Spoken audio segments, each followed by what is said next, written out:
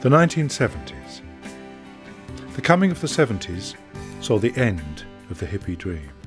Love and peace, man, were replaced by glam rock, fashion and punk.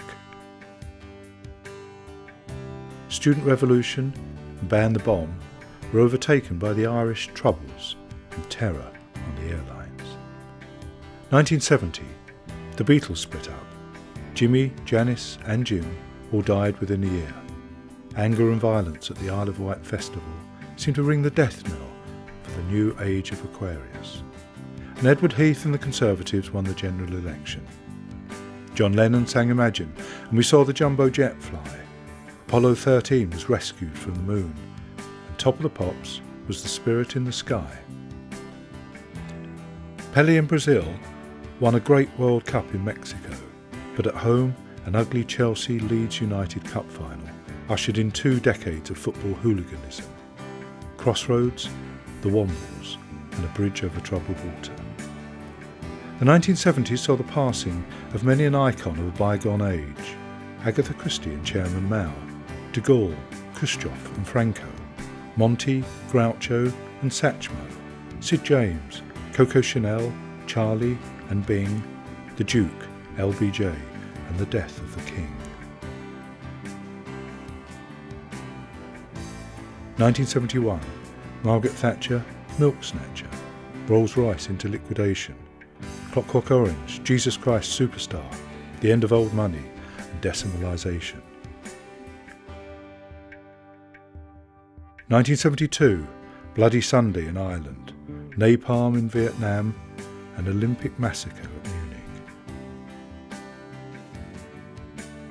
The Cold War, the Cod War, the Chess War. Nixon went to China, Britain joined the EEC, Brando was the Godfather, and Dad's Army on TV. In 1973, the 3-day week, fuel shortage, power strikes and candlelight, OPEC and oil, prices sky high, Roger Moore as James Bond, Live and Let Die, George Best quit football. Where did it all go wrong, George? 1974, Watergate. President Nixon finally resigned. Harold Wilson won the election, and Greece and Turkey came to blows over Cyprus. Lord Lucan disappeared, and Ronnie Biggs reappeared, this time in Brazil. We watched Rigsby, Porridge, Catweasel, Morecambe and Wise, and Pan's People on Top of the Pops. The IRA bombed Westminster, and pubs in Guildford, London and Birmingham. The 70s was developing its style. Football hooligans and skinheads, bother boots and braces, British Leyland cars, Rod Stewart and the Faces, David Bowie, Roy Wood, Elton John, Mud and Slade.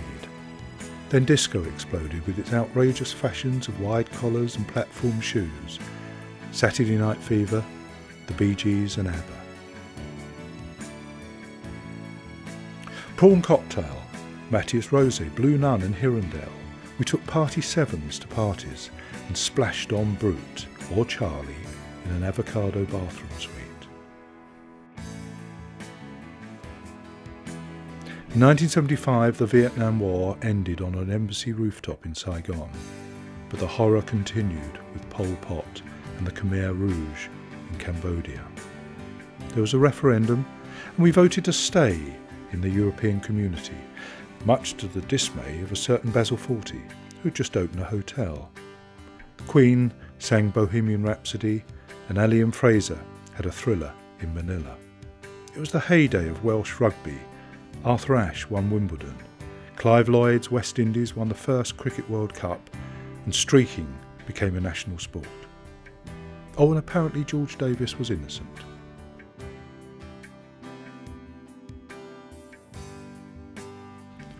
1976 saw a heatwave, and Britain produced 2 dashing racing heroes, Barry Sheene and James Hunt, and Niki Lauda came back from the dead. It was the year of punk, Pink Panther, Rocky and Charlie's Angels, James Callaghan as Prime Minister, and Jimmy Carter became American President. 1977, Star Wars and the Queen's Silver Jubilee. Britain's Virginia Wade won at Wimbledon, as did Bjorn Borg again. All watched on grandstand with Frank Buff and David Coleman. Mark Bolan crashed his car, and the death of Steve Biko prolonged the agony of apartheid in South Africa.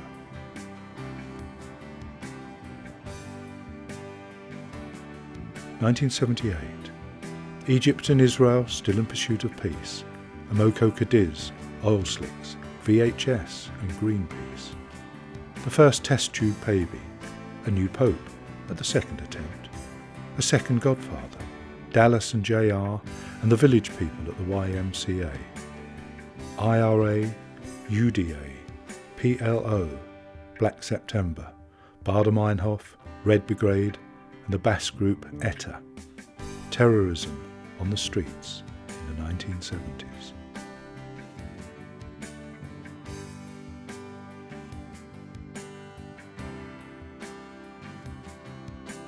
(1979), the winter of discontent. Mother Teresa and the life of Brian. 3 Mile Island and a nuclear scare. Hostages in Iran. Anthony Blunt, the fourth man. An election in May, and Margaret Thatcher wins the day.